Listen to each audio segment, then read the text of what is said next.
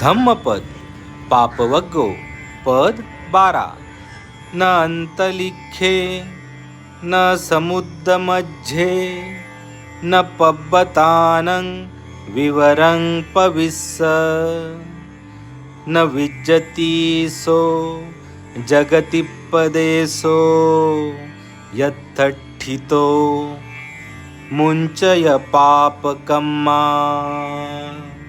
म्हणजे ना आकाशात ना समुद्राच्या तळात ना पर्वतांच्या गुहेत कुठेही असे स्थान नाही की जिथे लपून बसलेला मनुष्य आपल्या पापकर्माचे फळ भोगण्यापासून वाचून राहू शकेल.